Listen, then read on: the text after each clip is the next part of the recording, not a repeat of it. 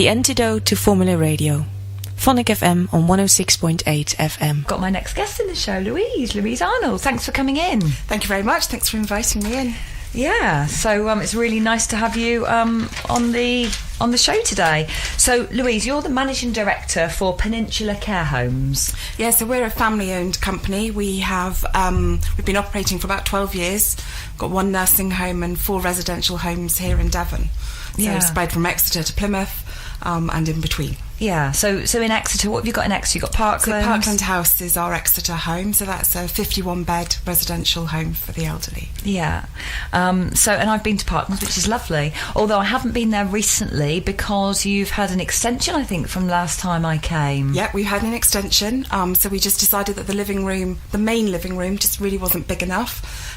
So we've done a massive extension and we took the opportunity to improve the garden facilities as well. So there's a much better garden for our residents and families to enjoy. Brilliant.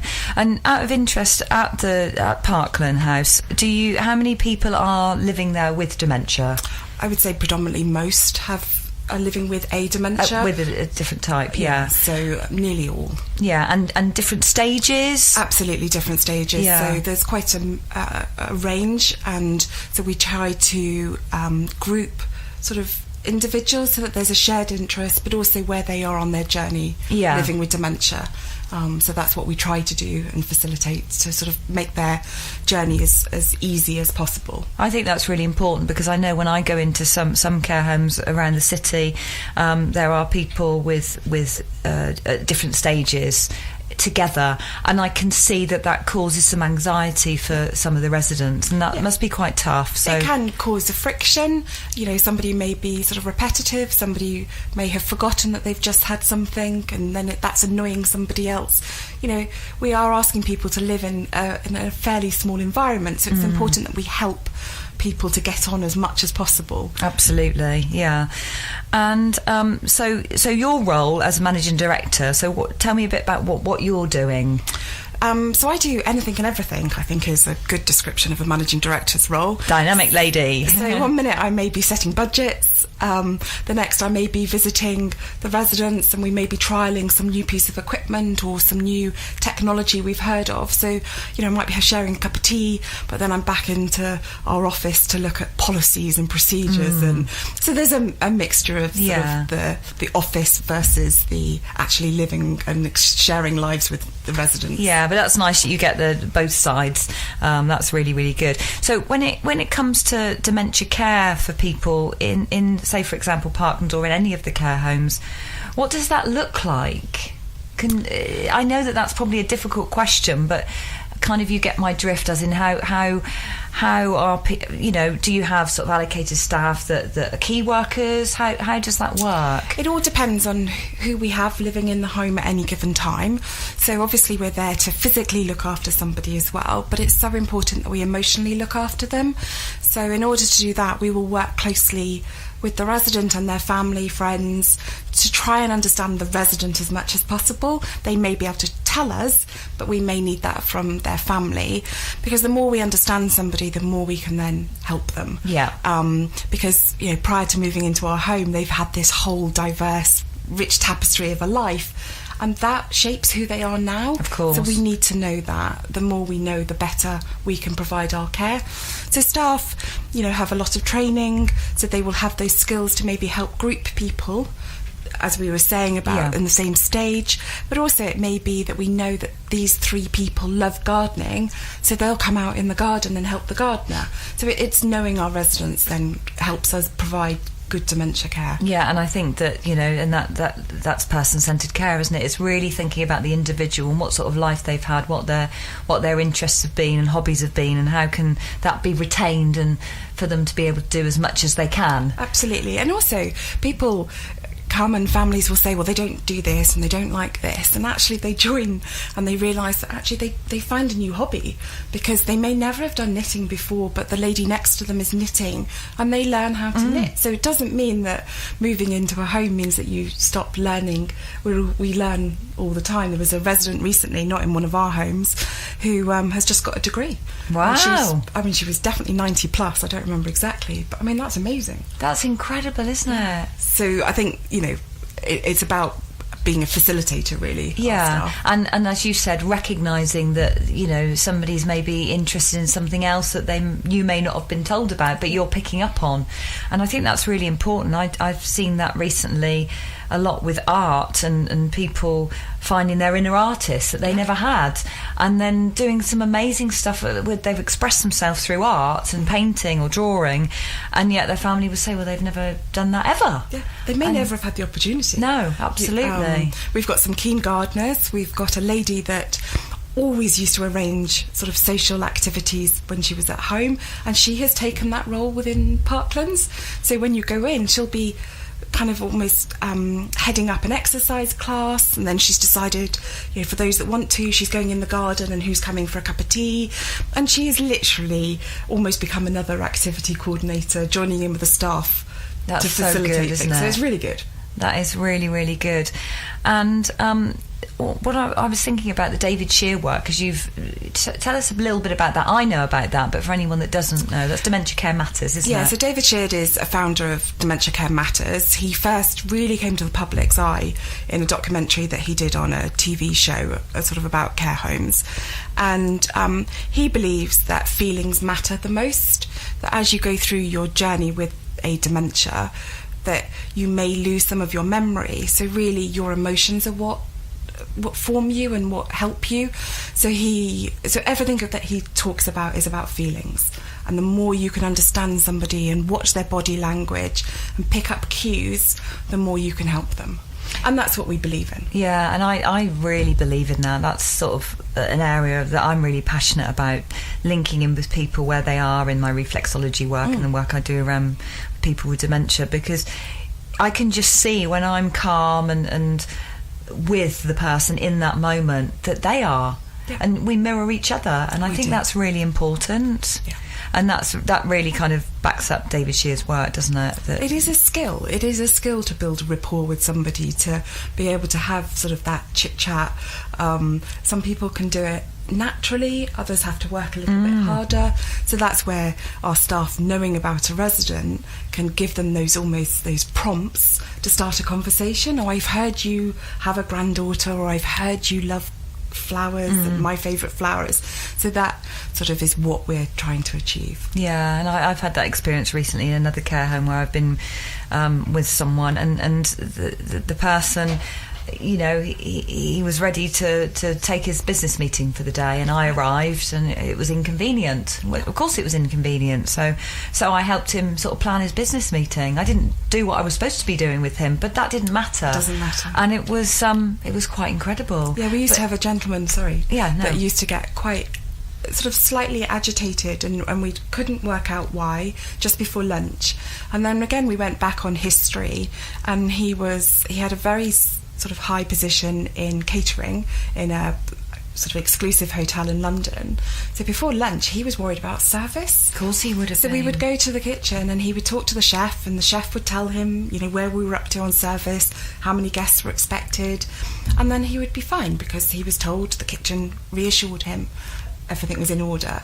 And that's what it's about. And it is, and it seems when we talk about it so freely now, it seems so obvious, but it's not really, is it? No. It takes, if you're doing it all the time and you know what it's like, then that's fine, but some people would really struggle with that because it doesn't feel real to them. So it's about us being able to really go into that person's reality and validating them where they are. I think that's key, isn't it? It is key. David Shear, so the Dementia Care Matters, he says that staff almost should be butterflies, that they should flit between people, that as you're walking down a corridor, you should never ignore somebody. You can just have that little bits of conversations as you're travelling through your work. And I think things like a butterfly everybody can picture and imagine in the garden, and so I think things like that help staff to know what to do. Yeah, absolutely. It's fascinating, and I think one of the things that I'm very aware of, and you will be aware of, I'm sure, in your position, is that resources are stretched. So how do you manage that? Because obviously, whilst you're wanting to be emotionally there for your residents, people have got schedules and things, and there's personal care and there's meals and there's this, and so do you have sort of extra staff? How do you manage that, I suppose? So yeah, there's no denying that, resources are stretched. But during every interaction is an opportunity. So whilst you're doing personal care, you can talk about the weather, how they slept, are they comfortable, what are they going to wear. There are so many conversations that can happen in each stage of your interaction with a resident. So it is about finding small windows and then having that conversation. Yeah. So, and that's what you do. And yes, we are very fortunate. We have a lot of outside entertainers. We have activity staff that are able to help facilitate sort of bigger sort of social gatherings or travel. They go on outings. So it's having a mixture. Yeah. So what you're saying, in essence, really, is it's about meaningful connections, whatever that duty or that role might be. So if you're helping someone get dressed or making them a cup of tea, it's how that can be inclusive. Yeah, that's really important, isn't it? Meaningful is a key word really in care at the moment, and they talk about meaningful activities. And what it really means is that, some of our residents will always have cleaned their homes. So why can't they clean their homes if they want to? They don't have to. One lady said, I pay you to do that, and that's fine. But actually, if they wanted to have the duster and dust, that's absolutely fine too. So I think, we've got ladies that clean the dining room, they help set up the tables, and that's important. Yeah. It's meaningful to them. Yeah, and so inclusive, and Yes. you must get so much out of that. I mean, it's great to hear the work that you're doing. It really is, Louise. And moving on to how do you include families? I know you're saying about in care plans you sort of involve them. Do you I guess you have residents meetings and families in and things. So we have the meetings. We have a lot of social gatherings, because actually sometimes inviting people in to an event is a good way for somebody to come. So we'll have musical entertainers, we may have a garden party, we'll have cocktails, we've had mocktails when we decided not to be too alcoholic, cream teas, and so actually we invite friends, family to come to those. But also sometimes it's just about having an open door. Yeah. So if somebody's come to visit their loved one and the visit hasn't gone how they thought it would go, that actually they can come and talk to us and just ask us and have advice and have somebody to listen to that understands. Yeah. And I think that's important. Yeah, that's really important, having that connection with the families and making them feel included as well. I think that's really important. So before we continue chatting, we're going to play your song request, and it's Louis Armstrong, What a Wonderful World.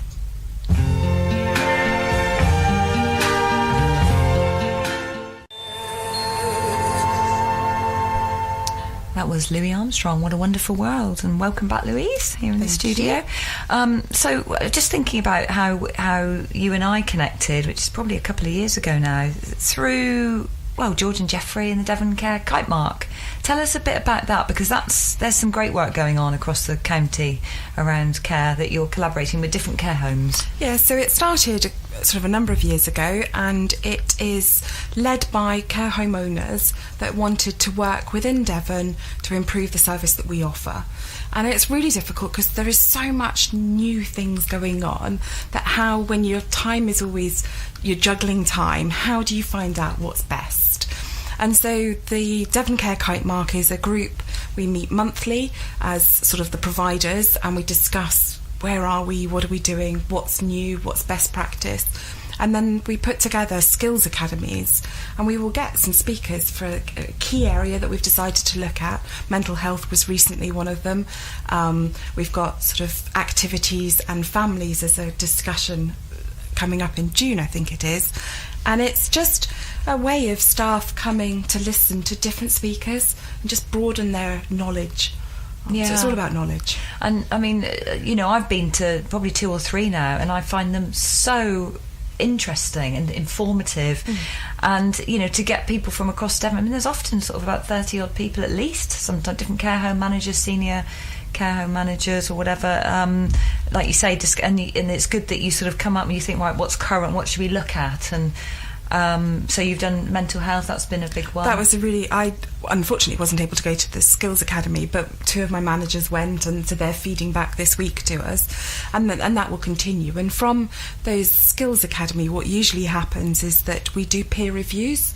So I will go into one of the other providers' care homes, they will come into mine, and we'll just be a critical friend, just, you know, a fresh pair of eyes looking at a particular topic, and just see whether there's anything they could do that would be better.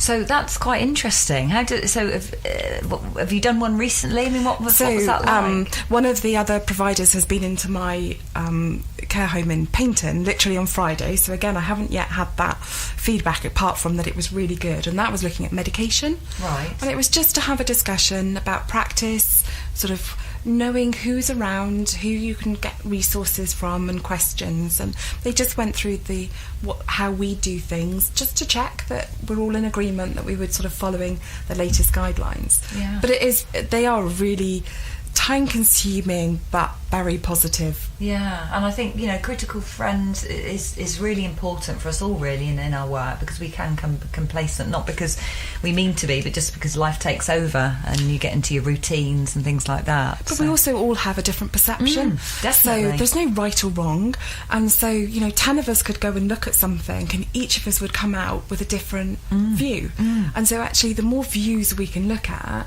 the more likely we are that we'll improve our service. Just by constantly reviewing, I think, is really important. Yeah, absolutely. So how many members, do you know how many care home managers are involved in Devon Care Kite Mark? There's about 80 members. Wow. So there is a lot of people involved. I think numbers fluctuate depending on everybody's schedules, but there's a core group that probably do more. But yeah, it's a really good movement, and some of the speakers have been absolutely fantastic, and, you know, I wouldn't have been able to probably have heard them speak if it hadn't been for this Kite Mark. Yeah. So I think that's, you know. And also, like you said, if you're busy and you can't attend, you can send another manager that can and can feed it back, and it inspires people, gives you fresh ideas and things. Oh, we'll do this and we'll do that. So. We did a managers masterclass a couple of years ago through the Kite Mark, and again that was managers from our homes and all the other homes getting together, because, you know, they have got a challenging job. It is quite varied. They've got a number of skills that they need, and so it gave them an opportunity to kind of have some personal development, but also understand that they're not alone, and that actually probably they're all going through the same thing. Yeah. And that's important. Yeah, absolutely. So that's Devon Care Kite Mark, and I think anyone can. I can't remember what the criteria is, and I did have a little look on the website, but there's a certain criteria to join. So basically, be a care home. Yeah. And in fact, we had 1 or 2 domiciliary that have come to some of the talks. Oh, that's good. So anybody can come. Yeah. But predominantly it's for care home owners, managers, staff. The website is just being renewed.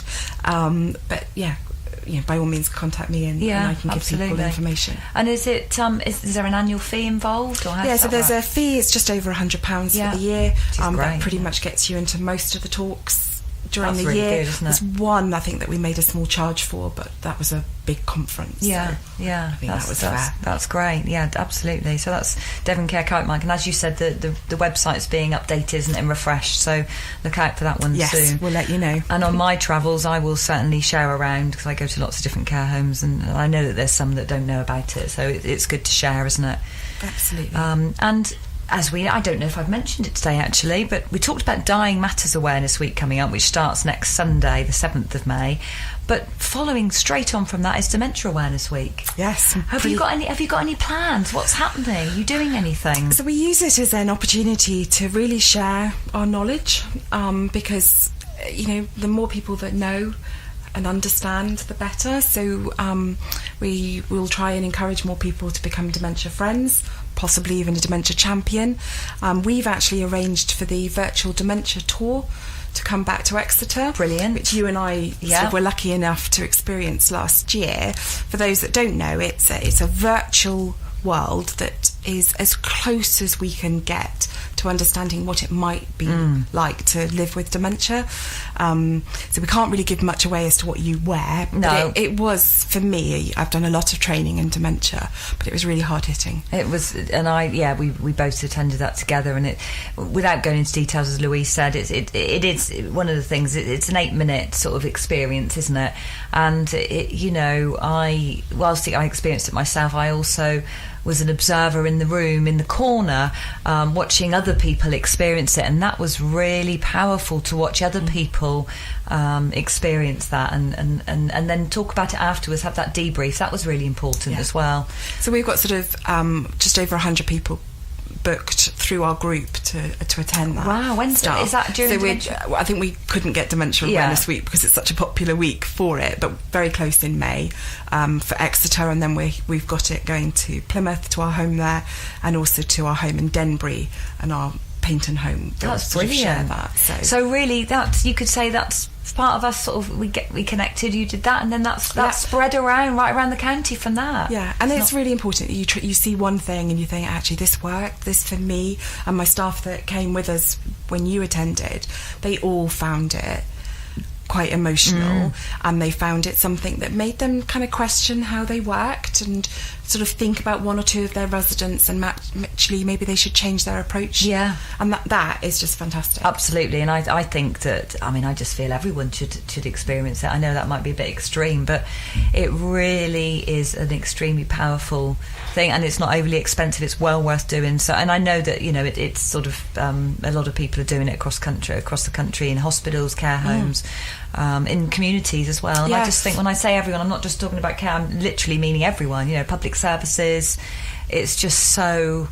It's great, wasn't it? Yeah, it really was. I think it was a 2-hour slot, 8 minutes experience, and then quite a lot of discussion. And I liked it so much, and I thought it was so thought-provoking that that's why we've got it coming to Exeter. Which is brilliant. I'm really pleased to hear that. I didn't know that. I hadn't shared that with you before. No, but yes. That's great. I'm really pleased to hear that. So that's all confirmed. That's good. And then, training. We're just constantly looking at different ways. So we would, look at different resources, and that's what we're about, is just sharing that with our staff, families and friends that want to hear about it. Yeah, and I know, that you won an award a couple of years ago, and it might be a couple of years ago, but it was still a worthy award for and it was for being a great employer. I mean, yes. I have to acknowledge it, because you are, and just sharing what you're doing, you really are innovative, and you're constantly coming up with fresh ideas, and you're hearing things at Virtual Dementia Tour, and then you're bringing that into action. You're making things happen, and it's fluid and dynamic, and I think that's really important. It's really important. We're in an industry where it's continuously moving. If we ever stay still, then we're effectively going backwards. So it is constantly trying to move forward and improve what we deliver. Yeah. So yes, we won Employer of the Year. That was the Venus Awards, and it was a fantastic achievement, and that was really about our training and the fact that we have staff that join us that will never have done any formal education, but sort of in care they do then get qualifications. That's brilliant. And we take them from there, and then we've got those that have got degrees that have come into the industry. So we've got a range of skills, and it's about recognising those skills in individuals, encouraging them. Some of the people don't have the confidence or think they have the ability, and of course they do, so it's about encouraging people to get the best out of themselves. If we do that with our staff, then they will hopefully get the best out of our residents. In fact, that's made me think about, I went to a conference in London last week. It was a national charity conference, and Bear Grylls was talking, and he was saying, and I can't remember exactly, but it was something like, if you've got character and skills, it's great, but actually, if you could lose the skills, it's the character. So I guess I'm thinking about that in terms of staff and people that might come for an interview, and that, they might not have the skills, but actually the personality, and with that training, it would just make some really dynamic, caring people. We're looking for emotional intelligence. Yeah.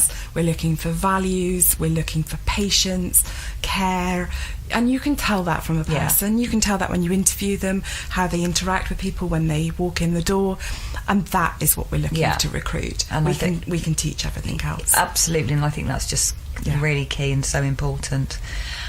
So moving on from Dementia Awareness Week, and then shortly after that, I mean, it just seems to be every week there's something going on. Yeah. But, I think it's Volunteers Week, then it's Carers Week, I think, the beginning of June. But you've also got middle of June, well, it's National Care Home Day, isn't it? Yeah, so that's been running for a number of years, and it's about opening your doors. People have a perception as to what a care home is, that they maybe think of them as God's waiting room or smelly or, I don't know, some negative view, and actually it's about saying we're not that. So we will have an event. So our Exeter home is having the big lunch. This year's theme is about friendship, and so we've invited a number of people. I know you're one of them. Thank you. That is joining us for lunch, and then the residents have chosen their entertainer for the afternoon. Oh, lovely. So there's he's a great performer. It usually means that everybody's up dancing, so bring your dancing shoes. So lunch and dancing. Brilliant. That sounds really, really good. And what date is National Care Home Day? I can't remember the date. It's the Friday, June the 16th. Yes, it is. Top of my head, yes, and hopefully that's Sorry, correct. I'm just right. It is actually. Is it? Yeah, it's 15th. It's around there anyway. We will publish it if that's the wrong date. Yeah, but also I'm sure that is Carers Week as well. So I keep getting dates mixed up or whatever. So that's going to be a really good day, isn't it? It's always a really good day. One home does a bazaar, so they have like a bric-a-brac stand because that's what the residents there want. One of our homes has afternoon tea because that's what they wanted. So it's about the residents deciding what they want and then inviting people in. Yeah, and interestingly, how do you split yourself up on that day?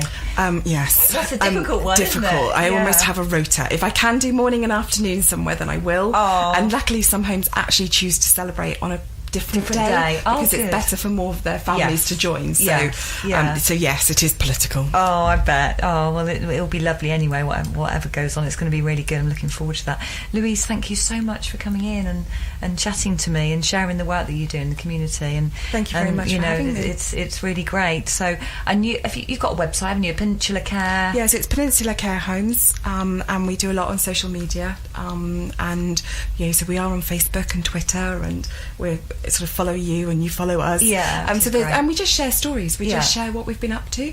So we've got some budding poets in Parkland House. We share their poems. So some really good stuff. Yeah, I often see the stuff that you tweet out, and it looks like there's some really great activities that go on, certainly in Parkland, and then other care homes as well that you have. So that's great. Thank you so much, Louise. Thank you very much for having me. And for now, we're going to play the Beatles' Blackbird.